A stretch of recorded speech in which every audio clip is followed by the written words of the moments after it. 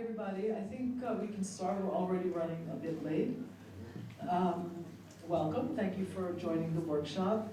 I'm Diane Kachilas, and we're going to talk today about elevating plant-based protein and maybe about some meat protein too, some animal protein too.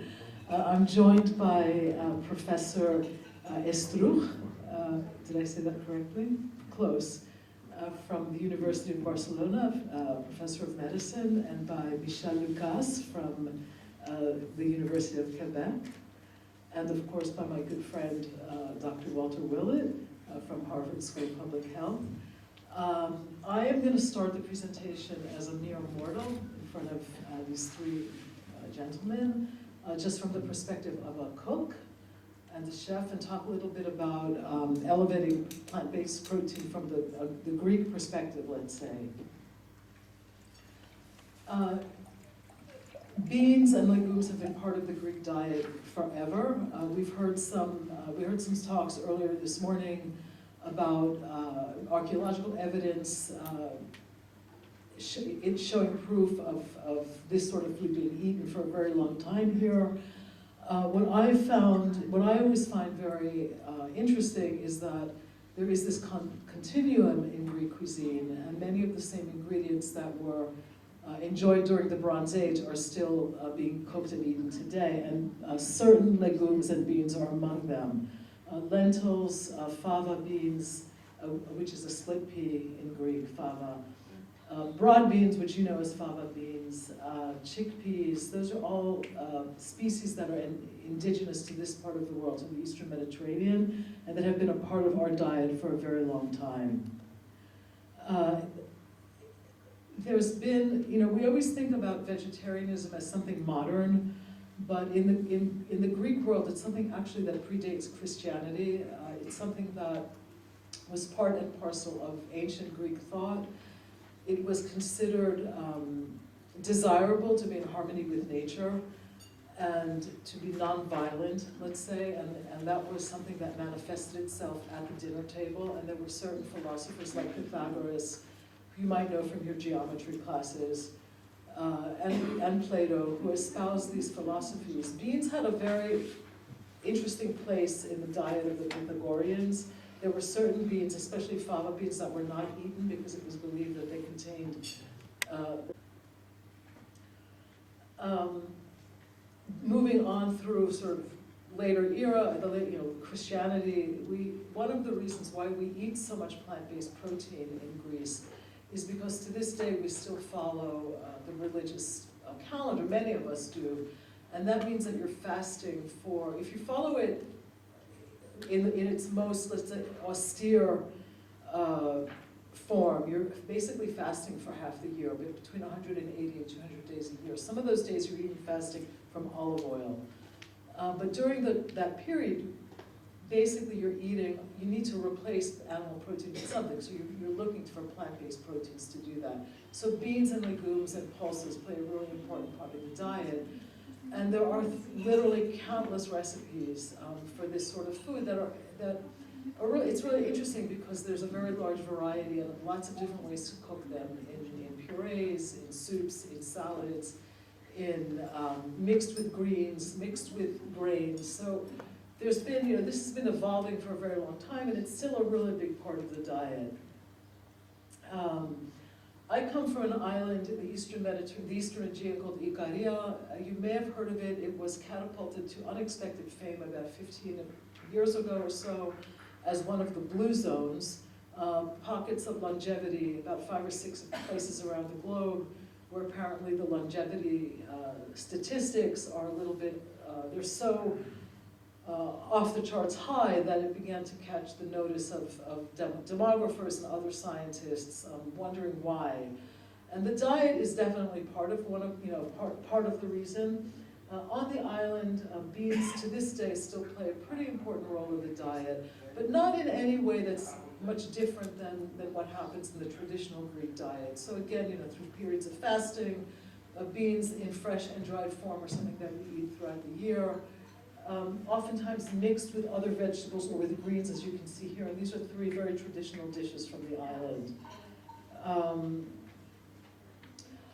One of of the things that I think is really interesting, and especially from a cook's perspective, is that almost every ingredient in the Greek kitchen has some seasonal reference.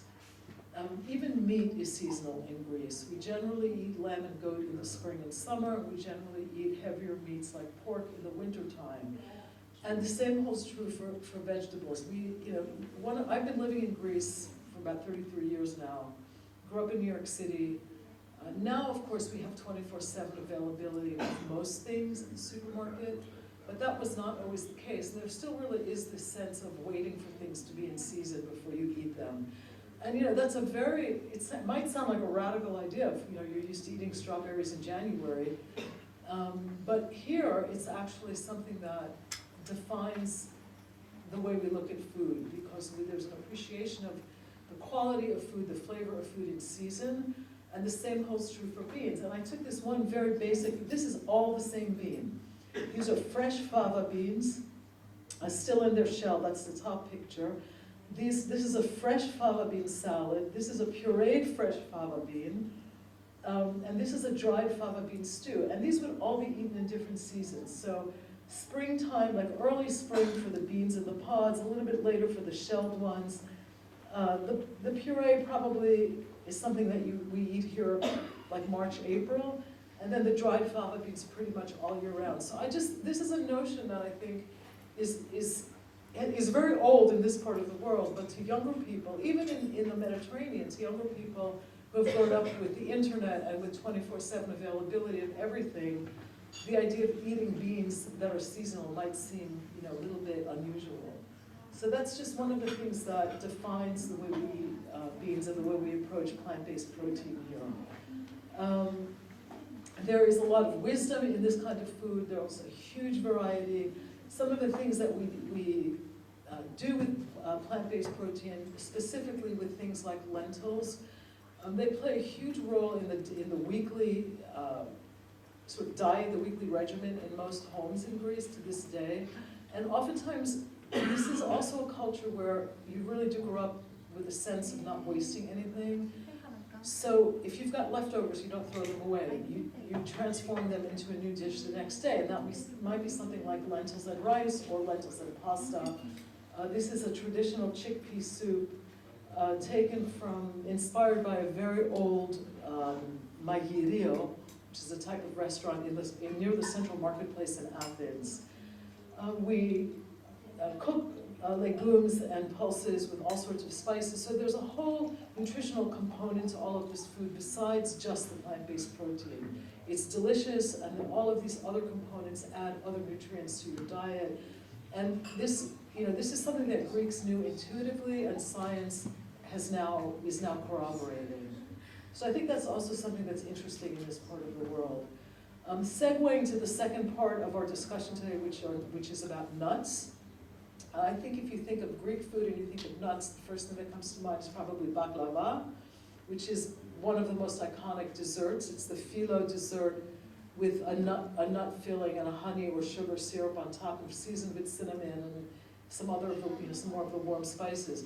But nuts have a really interesting place in the traditional cuisine too. There are a lot of different nuts grown all over Greece, and certain areas are known for specific nuts. And there are lots of chestnuts, there are lots of almonds, there are lots of walnuts, there are certain parts of the country that grow hazelnuts, pistachios, and there are a lot of savory applications for nuts.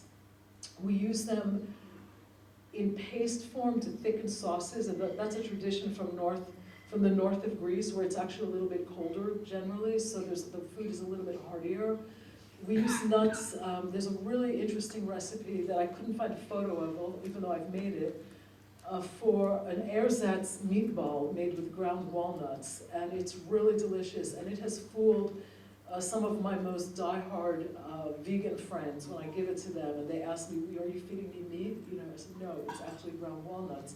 It comes very close to the texture of ground meat. There are dishes, nuts are used as toppings for food, nuts are used as garnishes over salads. So there's a huge variety of ways that not to use in rice fillings with things like stuffed tomatoes and peppers. We'll often have things like almonds or pine nuts in them. So this is just, again, a cook's perspective on some of the ways that we use the subject of today's workshop. And I think I'm going to end here just to drive home this notion of variety and how things get reinvented, how tradition gets reinvented, how this is really timeless. The fact that most of these legumes and pulses and nuts have been part of our diet since the Bronze Age, basically. Fava, the yellow split pea, is definitely one of those things. And in its most traditional iteration, that's the top photograph there, that's the way it would be served in most tavernas, on Santorini, with a little bit of maybe some capers on top. But this is all part of the evolution of a very traditional dish. And some of it is all actually stuff that I've done, but I've seen in other places too. So this is an heirloom fava with heirloom carrots and a beet topping. That's not traditional. The sandwich I love the most, that's a mushroom burger with a fava used the way you would use ketchup or mayonnaise, just as a spread. So this is also something that I used to do for my kids too. They were the weird ones in class. I would spread their sandwich with bean paste, and they actually liked it, so they learned to like it. I think that's about it. Oh, one other slide before I finish. About some of the other ways that pulses are being reinvented in the Greek kitchen. And I think this is really interesting because in the last couple of years, I live in Athens most of the year, so I've seen, and I worked as a food journalist there for a very long time. I have seen the city transform itself at least 3 or 4 times since I moved here in 1992. And in the latest transformation, what I've been seeing around town is a mushrooming of vegan restaurants, a newfound interest in vegan food, but something that's really interesting. Because we have such good raw ingredients in Greece, these restaurants generally serve real food. They don't serve processed vegan food. And I think that's something that sets Greek cuisine apart, even in the vegan category. So these are all renditions of very traditional Greek dishes reworked for a vegan palate. So this is actually a bean soup. This is from a store in one of the northern suburbs. They make a bean sandwich, which I thought was very interesting. I actually just put that recipe in a book that's coming out in a couple of weeks. This is a moussaka, which typically has a ground meat filling, but made with lentils and black beans. And this is, for the Greeks in the room who know what vaporizia macaronia are, which is the stuff that you eat on ferry boats when you can't afford anything else. It's what we used to eat when we were 16 traveling on ferries around the Greek islands. Well, this is reinvented so the ground meat is actually lentils. And what we're tasting has nothing to do with this. We're tasting a lentil dish salad with a topping of ground hazelnuts. I think that's going around. Then we have fava coming out with yellow split pea puree. And then the last dish is actually a dish from the Messina region. It's a giant bean. You might know them as Gigantes in the United States, Gigantes in Greek, with spinach and feta. And that's sort of a traditional way to cook giant beans in this part of the country. So I'll end here, and I think our next presenter speaker is Dr. Estruch. Thank you, and I will sit down and give you the microphone.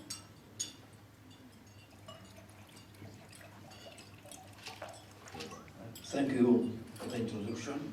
I want to try to compare the differences between animal proteins versus another. So in some years ago, the American Heart Association, the recommendation was to reduce refined carbohydrates and to reduce saturated fat, also salt. So no, there was no comments on proteins. This was an old fight, was against sugar, and you know that was really in the front page of the time that you recommend to eat better. So, but now we differentiate the type of fat. Monounsaturated fatty acids, mainly from the olive oil, polyunsaturated fatty acids from nuts and also from fish, and also saturated fatty acids that came from the animals. In the pure study, they try to demonstrate that diabetes called the total mortality decrease when you eat fat and increase when you eat carbohydrates. So it seems that carbohydrates is worse than fat.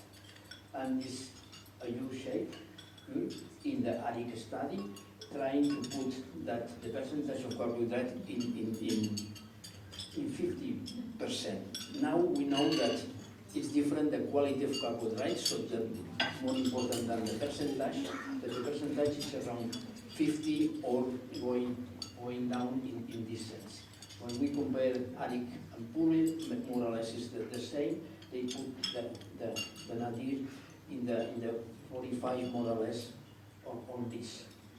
But what about proteins? Proteins is essential for life because plenty of amino acids necessary for the growth and the functioning of the human body. The amount of proteins we need depends the effect, age, sex, weight, and physical activity that is important on health status. When you look for what could be the best percentage of proteins, in this health eating plate of Harvard is around 25%, but the range can move from 10 for 35%.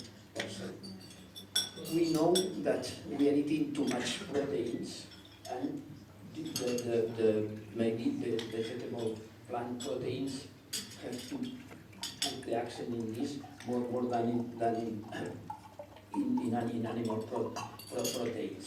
But I want to underline this slide, comparing animal proteins and plant proteins. Animal proteins is complete, so contain the 9 essential amino acids. Plant proteins are incomplete, so you have to mix different kind of plants to achieve this the intake of these 9 amino acids. And another important issue is the animal produces plenty of vitamin B12, and this is very important for development of the body and the central nervous systems. Also iron, zinc, and omega-3. But when you look at the health impact, a high intake of animal proteins increase the risk of cardiovascular disease, diabetes, and cancers, and a high intake of plant proteins reduce the cardiovascular risk and control diabetes and so on. And another important issue is sustainability. Animal proteins is in the bad side and plant proteins is in the right side. So we are moving to a plant-based dietary pattern, a vegetarian, Mediterranean diet is a plant-based diet. The problem is how to move to the end. Have you put animal proteins or not on this? In this sense, in the Mediterranean diet, we recommend and eat a plate plenty of fruits, vegetables and legumes and nuts. And also it's important to consume dairy products. Again, it's important also fish. And you have to include red meat, but not at a steak in the barbecue, better in a stew. And this is absolutely different. The consequences on the body is if it's a barbecue, that can increase the cancer risk, or to use in a stew, that is not so good.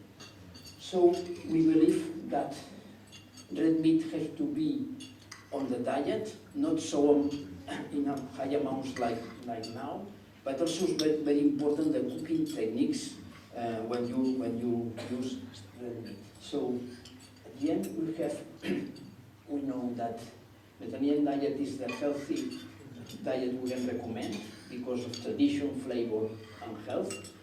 It's important because it has demonstrated that reduces heart disease, diabetes, cancer, and promotes longevity of well-being.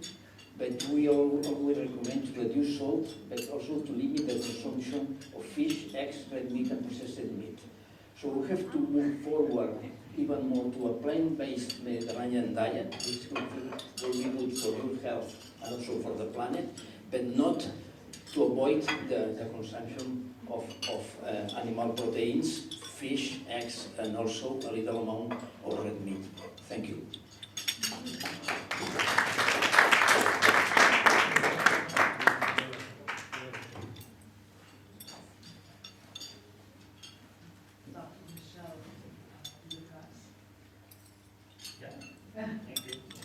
Good afternoon. My presentation will go in different direction. So I will talk a little bit about the project that we're doing actually with students in medicine in Laval University, culinary medicines. We'll start at the beginning, okay? Cooking is not just a modern lifestyle or fashion. It's something linked to our evolutionary as a species. For example, 1.8 million of years, Homo erectus controlled fire. And we have now data that show that human species like Homo sapiens begin to cook 800,000 years ago. So what you need to know about cooking especially increase food safety, palatability as well, but bioavailability as well of nutrient. But it means less time chewing, more time for speaking. So cooking has probably played a big role in what we are today, species that speak and get together to speak about food, transmit culinary tool as well. So culinary skill is about human intelligence as well. That's what the anthropologist Richard Wrenham wrote about in his book Catching Fire. So the thing is, probably here, probably around as well, we all agree on what? So the Eatland said the Mediterranean diet, the plant-based forward, most people agree on what. But the problem, the question that people ask thereafter is how can I do that? How can I be better? How can I cook that? How can I be more efficient? So the problem, is it a lack of information or capability? So what stops people cooking is not necessarily information. There's a lot of information out there. It's not necessarily motivation as well. We have a lot of TV shows, we have a lot of cookbook. But as Einstein said, the real knowledge is experience. Everything else is just information. There's a huge difference between experience, knowledge, and information. So I'm getting back to capability. Capability is a Nobel Prize of this economist Amartya Sen, who developed the concept of capability, which is, the definition is the real freedom to achieve what one's value. So there's different tools, individual capacity, for example, skill, confidence, the resource, your money, equipment, time. Time, there's a question mark to the word time. Of course, there's people of cooking. But you need to put in perspective that most adults around the world, especially in North America where I live, spend 2 to 3 hours per day on social media, and they don't have 30 minutes to cook. So time is there, but it's a question of valorization and organization.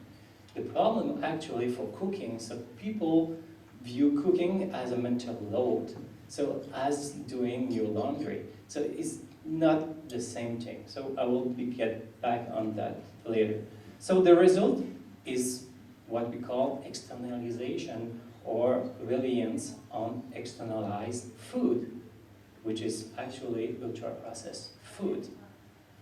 agree that ultra-processed foods probably impact a lot of our metabolic systems, but the problem with ultra-processed food is not necessarily only their impact on the body of human.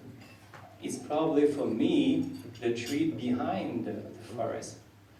Because since 1950, especially if you read the book of Laura Shapiro, Something from the Oven, we know since 1950, after the Second World War II, that food industry entry in the cuisine, especially in North America and everywhere, and they devaluated the domestic cooking, displaced competence, and erode agency. That's what I call the know-how confiscated by packaging.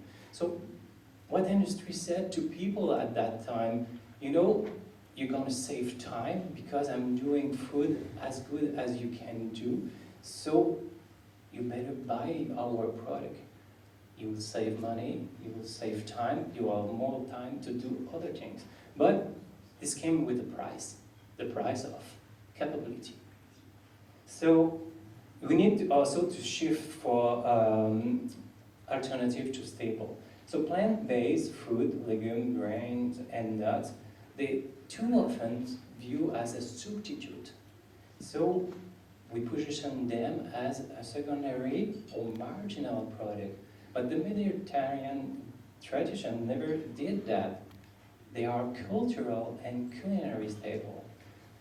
A philosopher that I like very much, Ludwig Wittgenstein, is a philosopher of words, said that words do not precede gesture, they follow them.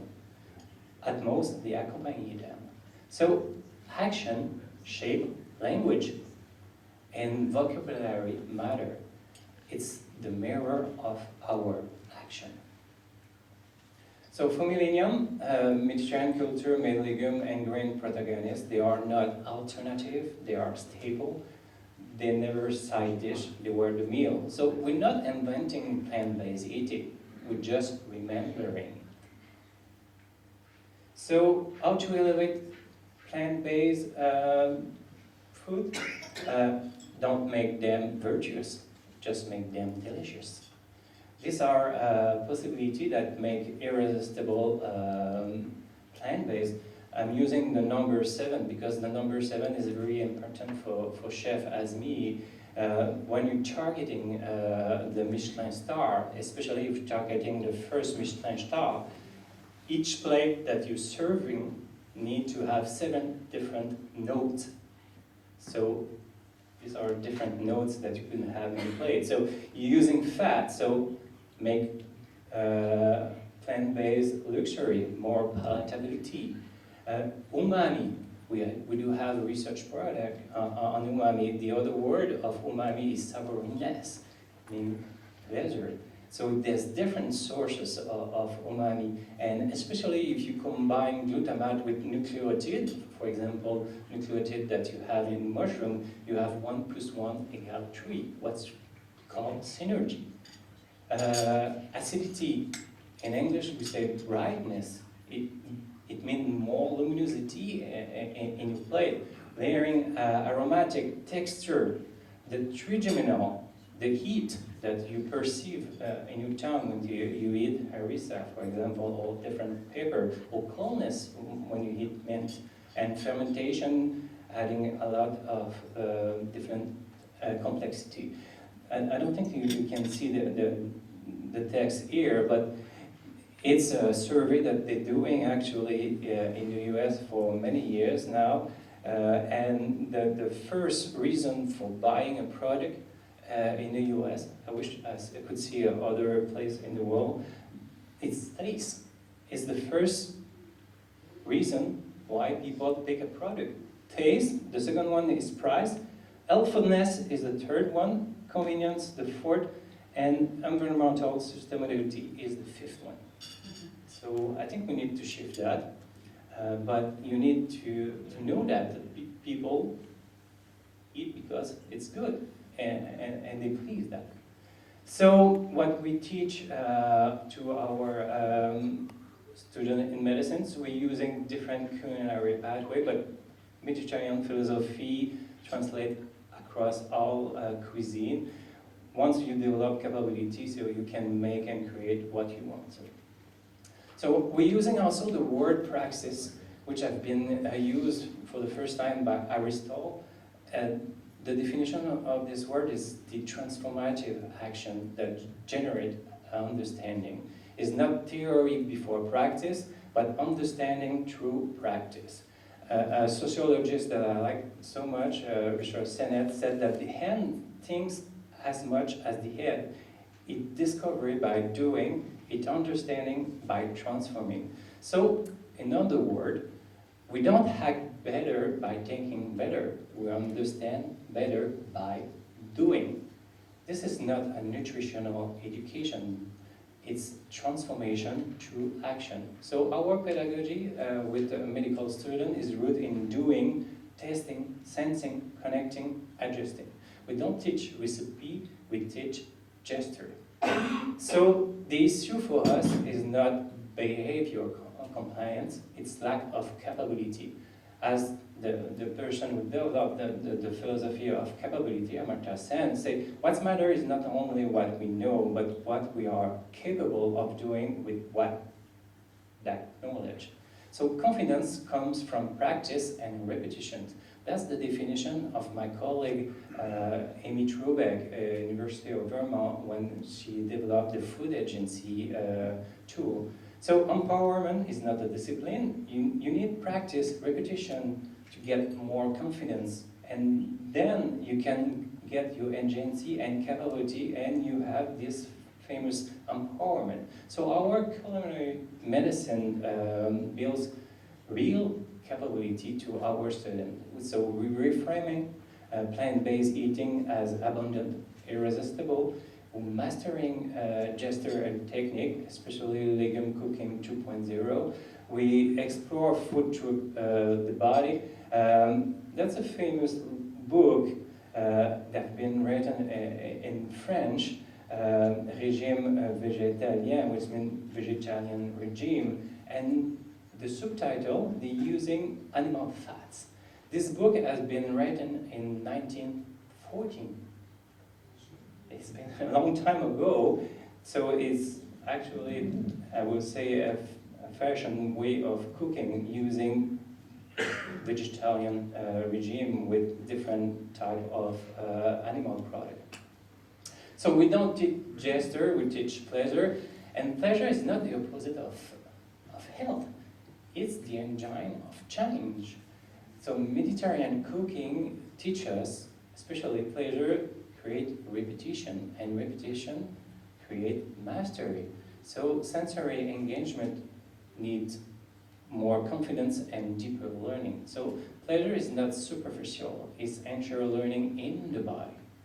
So this is some quotes of our students that follow our culinary medicine courses. So just for example, at first I was skeptical about the usefulness of cooking in my medical training. Now I understand it's essential to effectively advise my patients.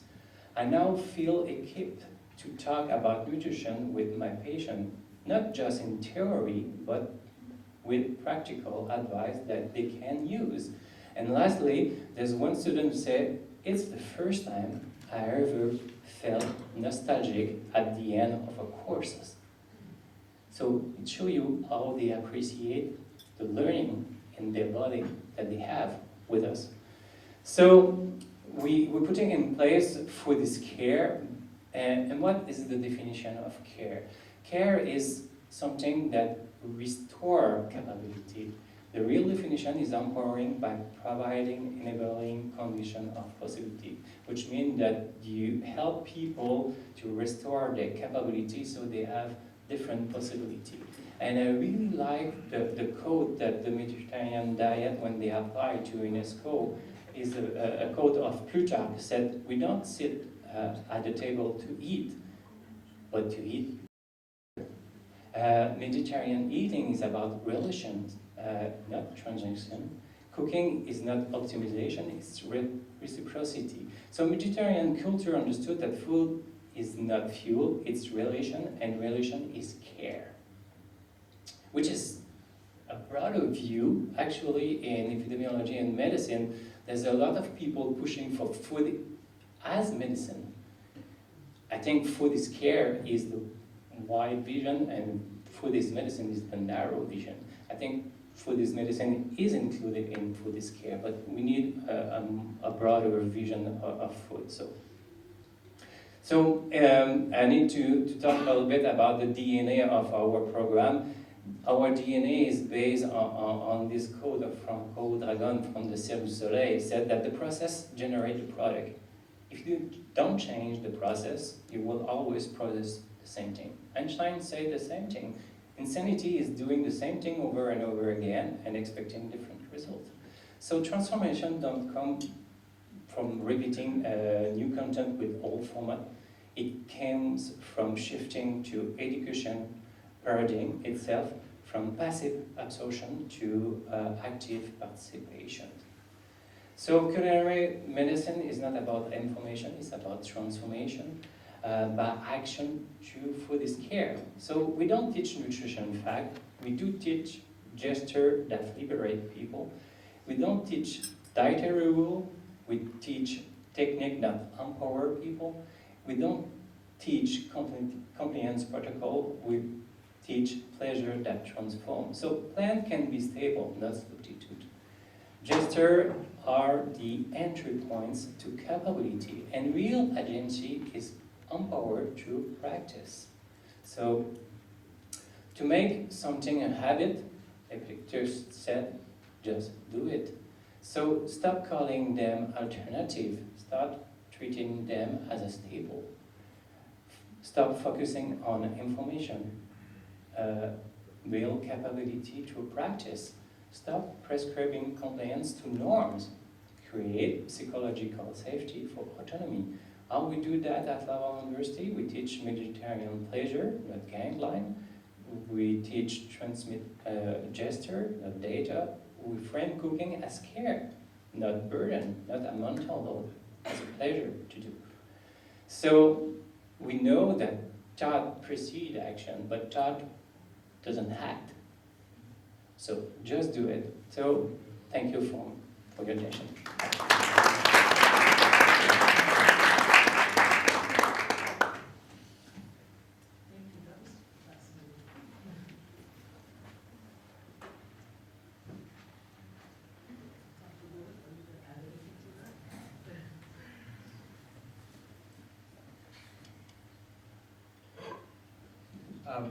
Well, thanks everybody for coming, and you've been treated to some really wonderful thoughts and based on a lot of experiences.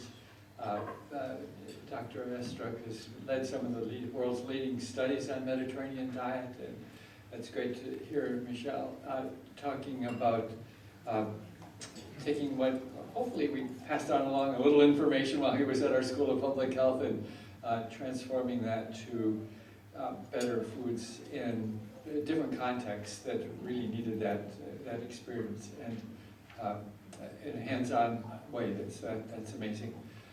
Just a few thoughts. I'm listed as a discussant, which means I don't come with anything to say, but just I'm reacting a little bit to commenting on what was said already.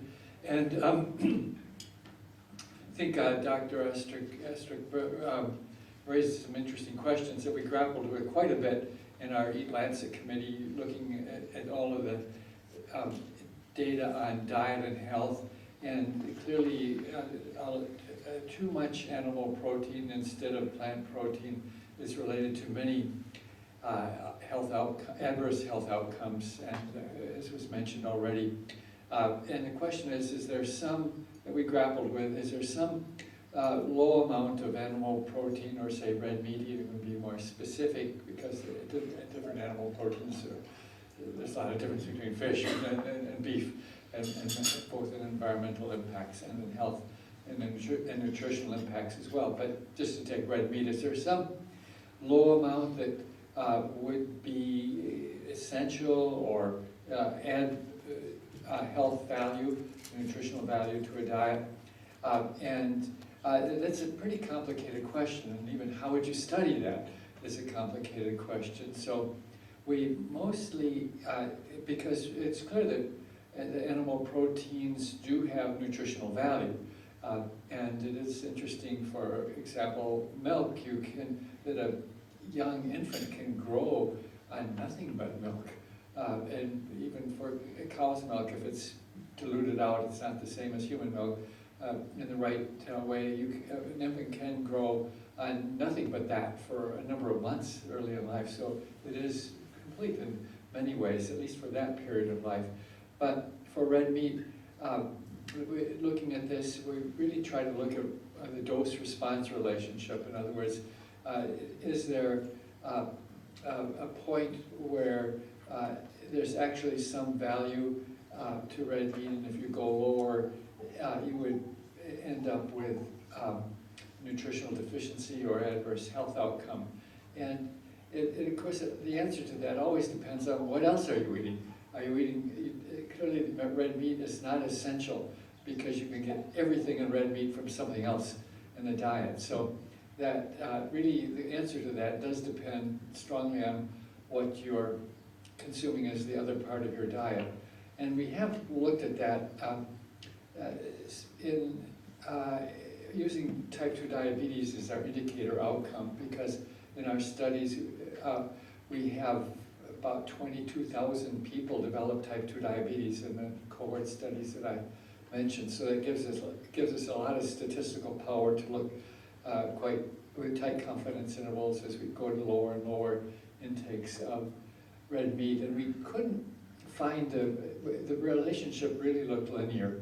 We couldn't find a place where it plateaued off. And so we really, it looked like from all we could see that the optimal amount of red meat would be close to zero. But when you get down to very low amounts, it's very difficult statistically to differentiate between 0 and a small number. So we did allow a small number in our in the planetary health diet. If you looked at the numbers I flashed through earlier today, it was about the equivalent of about 100 grams per week, where we could see above that there was a statistically significant impact of adverse impact of red meat on type 2 diabetes. And there's a number of things in red meat that make it harmful. There are some essential nutrients, but the high amount of heme iron in red meat, of course, it has saturated fat and very low amount of polyunsaturated fat. So in some ways, beef is, you couldn't live healthily on red meat alone. Of course, nobody would do that because it's not a complete fat, you might say. We don't talk about fats that way. We talk about essential amino acids, but there are essential fatty acids that you have to get in red meat. It has very low amounts, basically because the cattle may graze on grass, which has essential fatty acids in it, but the rumen of cattle and lamb is so harsh that the fatty acids there are partially hydrogenated and turned into saturated fats and trans fats, actually in the rumen of cattle. So that's one of the reasons it's adverse. We don't mention very much. People talk about the saturated fat. Probably the worst problem is that there's no beneficial polyunsaturated fats in red meat. So anyway, the point is we couldn't really differentiate a small amount from 0 amount of red meat. And if you look at the world's literature, you can't really say that vegans have better health than a health-based omnivore diet. So partly we need more studies with larger number of vegans to really look at that. Whether a really healthy Mediterranean diet versus vegan is one better than the other, except in one way that Dr. Estrick mentioned, that if you are a strict vegan, almost surely, unless you take supplements or fortified food, you will become inadequate in vitamin B12. And that you can have bad neurologic damage from that. And sort of in the enthusiastic vegan era 30 years ago, there were people running into neurologic damage, and the offspring of mothers vegan mothers were running into neurologic damage that was permanent. So there was a serious issue. I think in the vegan community now that's recognized pretty widely, and you can easily avoid that just by taking a multiple vitamin that costs at home 9 cents a day. So it's really a simple, easy way to cover the B12 deficiency that would otherwise develop that way. So it's an interest. We've also looked at other issues, healthy aging. Almost always where we're looking at protein, the total protein doesn't make too much difference unless you get to really extreme amounts. But what we see is that having more plant protein instead of animal proteins is quite consistently beneficial. There is a way to get B12 from plant sources. There's a type of algae that has B12 in it, probably because it has a bacteria sort of symbiotically living with the algae. So if you really sort of seek out some special sources, you can get B12 on a vegan diet, but with sort of ordinary foods you would buy in a store or raise around your home in Greece or wherever, you won't get enough B12 without some animal sources of protein. So that's one thing to keep in mind. I always try to mention that because the worst thing would be to recommend people eating more plant foods and have them go too low, and run into B12 deficiency. But if you're really with it, like 2 servings of animal source proteins a day, one being dairy and one being some other form of animal foods, that should keep you out of B12 deficiency. It's really when you go lower than about 2 servings a day. So the good news, I think, despite all that complexity, there's a lot of flexibility, and that's something we really tried to emphasize, that you can be a vegan if you want to, and be very healthy, but you can also be vegan and have a very unhealthy diet, and if you're not careful and about the B12 amounts, you can run into trouble that way. But of course, there's lots of inexperienced people without some depth of information on vegan diets or close to vegan diets. You could eat a very unhealthy version of that that's high in sugar and refined starch, and there's way too many people doing that. You do have to be, on any kind of diet, you have to be careful about the quality of what we're eating, basically, whether it be the fat quality, the carbohydrate quality, and the protein quality really does make a big difference. So there are lots of other things that were raised, and hopefully some other people have some comments and questions to our experts here. Do I have comments or questions? Does anybody else have comments or questions? You're just in charge of this, that's all. Does anybody have questions? Just want to ask you, what about you suggest to eat a lot of plant vegetables. What about chemicals? So how healthy is cultivation with chemicals? This is my question. Yes.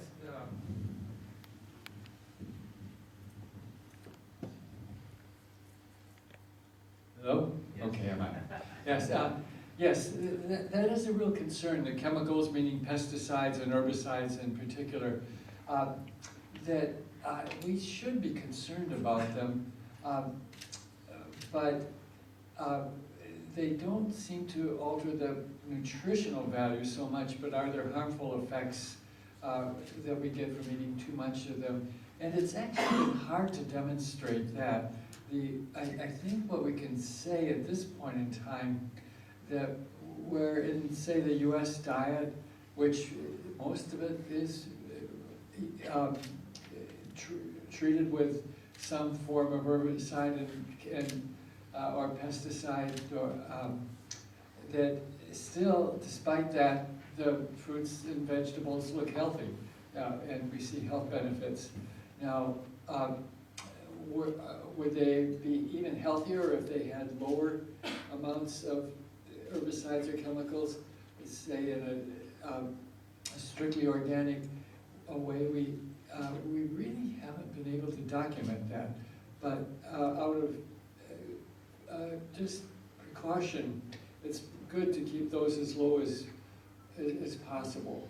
And so I think it's good that we support organic farming and production, but and wherever possible, even if we do use them, to keep the amounts as low as possible, the herbicides and pesticides. But part of the problem is if you go to a store, at least in the US, I don't know in Europe so much, your organic foods often cost 2 or 3 times the amount, which many people have a hard time affording fruits and vegetables even at the lower price. So my first advice is eat the fruits and vegetables. And I personally don't try to make it a point to always eat organic foods. For pregnant women and lactating women where the infant may be exposed, if there's a concern, that may be the time to be especially cautious. One area where there's real evidence is mercury in fish, and especially for, it has been shown that mothers eating high mercury fish, there is some adverse effect on child's cognitive function. So that's one area. That's not that's not an artificial fish. Mercury's in the environment, but it's concentrated by larger fish. So it is a good reason to eat small fish. Because here again, the answer would not be to avoid fish, because that provides the omega-3 fatty acid that builds the brain and neurologic system of the infant. So the solution should be to consume the fish that are low in mercury content, and in general that's smaller fish. I don't know, do you have anything? Any other questions? Yes. Well,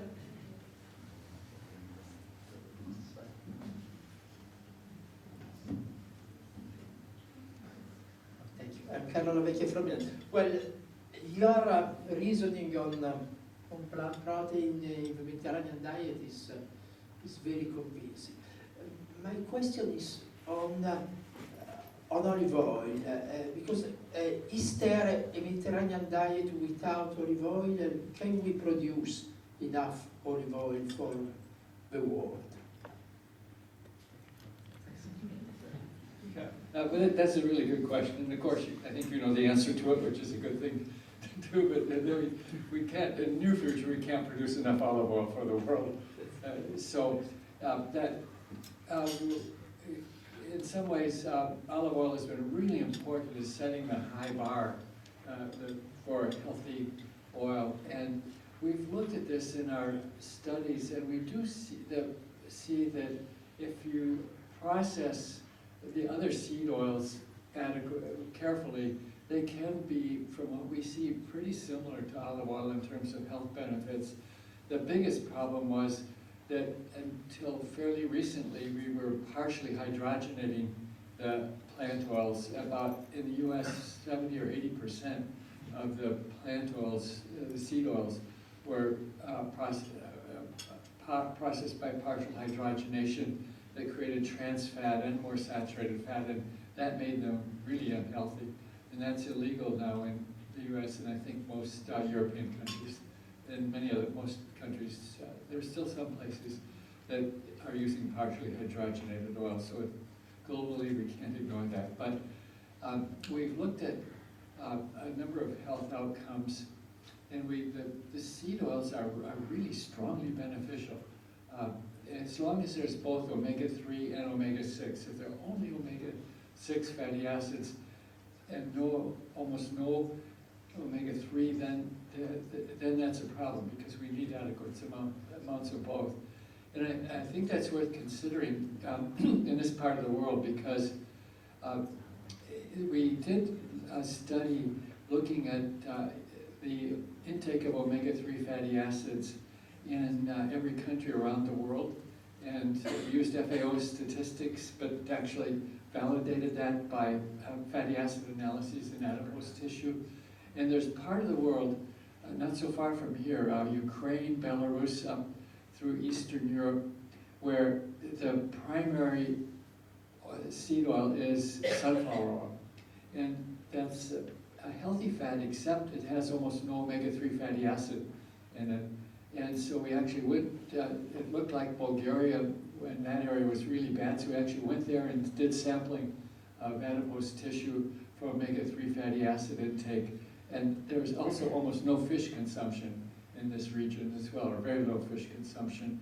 And first of all, just driving in from the airport to Sofia, there was just everywhere sunflowers. And then we went to the grocery store, everywhere big shelves of sunflower oil, and just a little section of fish there. And we could just see that the FAO statistics were right. There was no source of omega-3 fatty acid oil or that we could see. And the adipose samples looked like, we had never seen anything like that in the United States. There was almost DHA, EPA, or ALA, the plant source of omega-3 fatty acid. And interestingly, that part of the world now has the highest coronary heart disease mortality. It used to be Northern Europe, but it's shifted to that region there. So I think there is a really serious issue of omega-3 fatty acid intake, that if we're using seed oils, having combination sunflower oil and rapeseed oil would be actually pretty good and probably very helpful. Anyway, it's a really important issue. So thank you for raising that.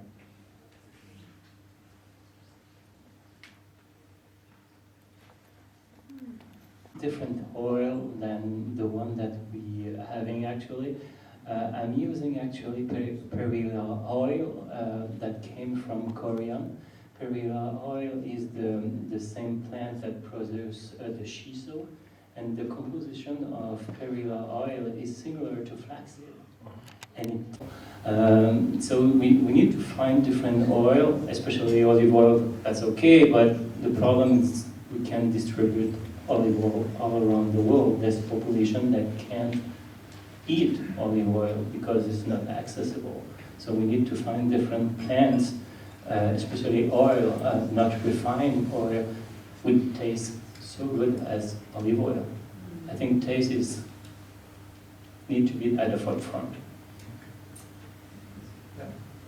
Just to add a little bit to that, yes, I think it's good for taste to think there are a wide variety of oils out there. That sesame oil is good. I don't know how many people have had mustard oil. I never had until fairly recently, until an Indian chef served it at our, put some at home. It tastes intensely like mustard, and a little bit on greens just give it a whole other life. And walnut oil. So some of these oils used for flavoring can play a special role in making food interesting, but it's a sort of primary cooking oil.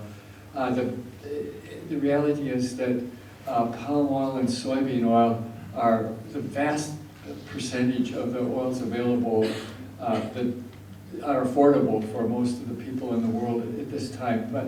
And I'm trying to encourage olive oil production wherever possible and expand that, but the reality is it's still just a very small percentage of the total oil in the global food system. So many people, I think, it makes sense maybe to have something that's used primarily for cooking, where you're not so much concerned about the flavor, and really expand our experience with the different oils, that many of them, which you'll have to cook for us sometime, Michelle, because I haven't tried that oil yet. But there are different purposes.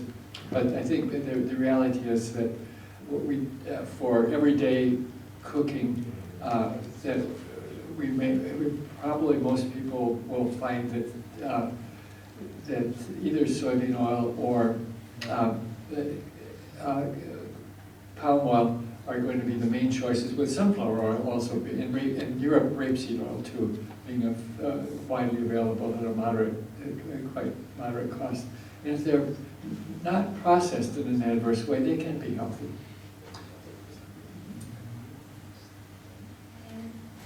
Thank you so much for those insightful information. I would like to ask you, would it be the same if we could, in a way, enrich those seed oils, let's say sunflower oil with omega-3 fat acids, in comparison with the pure extra virgin olive oil, will it be the same as a nutrition value in health in the long term? Yes, there are various ways of trying to make sure that people get enough omega-3 fatty acids. Olive oil only has quite a small amount, so it can be used in combination for flavor, but not as a really primary source of omega-3 fatty acid. The practical way in Europe is to have probably some combination of rapeseed oil, which is widely available, and sunflower oil. That would give a good combination of fatty acids.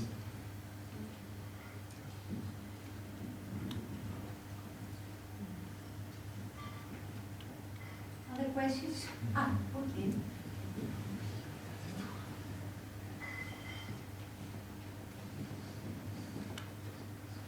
Thank you. So my question is not specifically about the plant-based diet. I want to add something general. I want to ask you about what's your thoughts and advice when so many people nowadays on the internet are advertising many diets like the carnivore diet, for example. When many people are not even experts on the field, how can we, as experts, act? Then how can we inform the general population about the science and the warnings, not only about the carnivore diet, but generally?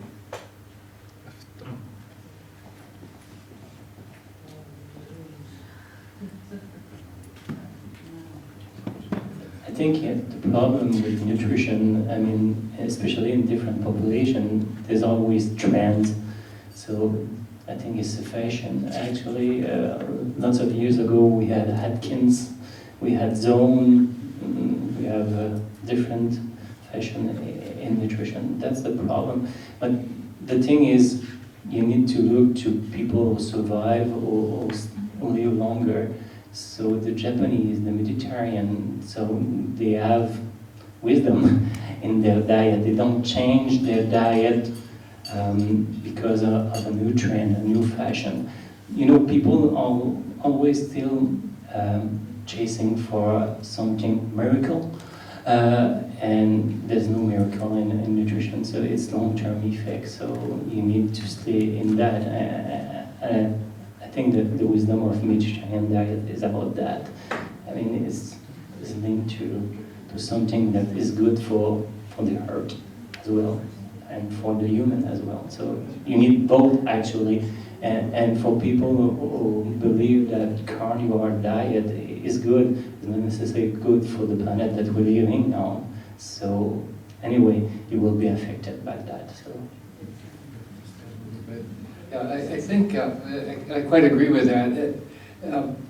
The question is a challenging one, though. There is so much misinformation out there, and also part of that usual line is that seed oils are toxic, or really the worst thing you could do, when in fact, and they're pro-inflammatory, and there have been dozens of studies actually that have looked at that, randomized trials in the short term looking at inflammatory factors, and not one of them shows an increase in inflammatory factors with seed oils, and about half the studies show actually lower inflammatory factors. So it's really pretty impressive how something could be so widely believed and distributed when there's such a huge amount of evidence to the contrary. And I think I don't understand how that can be, there can be such pervasive adoption of beliefs that are so incorrect, and where there's so much evidence. Sometimes we just don't have evidence, but in this case we have a lot of evidence about seed oils. But there's also some half-truths about the carnivore diet and Atkins diet that I think we do need to recognize, that a lot of people were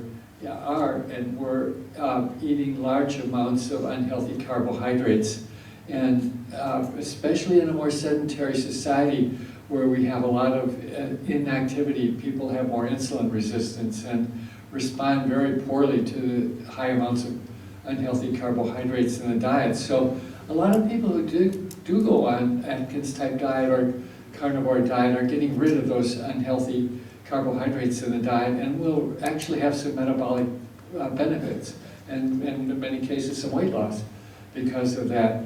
So I think it's probably good to recognize that, oh yes, there's some aspects of it that are helpful for some people, but there's other ways to deal with this that are would focus on a more Mediterranean type diet, and it could be even with a Mediterranean diet which has flexibility shifting downwards the carbohydrate amount as well as shifting to more whole grains and shifting to more vegetables and nuts and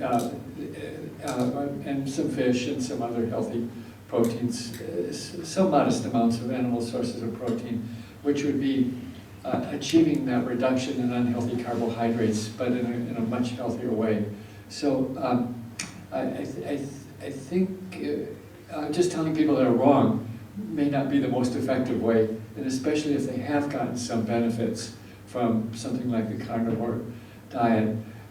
But there is also, of course, the environmental issue, and the carnivore diet is extremely adverse in terms of environmental impacts, and there's no way that the world could consume a carnivore diet in a broadly used practice. So some people unfortunately just don't care about the environmental impacts, but I think it may be, we should almost always, when we talk about any diet, and in fact I've suggested to journals, and there may be some who are interested, if they're going to publish on a dietary pattern or something, they should not look at just the nutritional impacts, but also simultaneously publish the environmental impacts as well, which in the long term may be more problematic.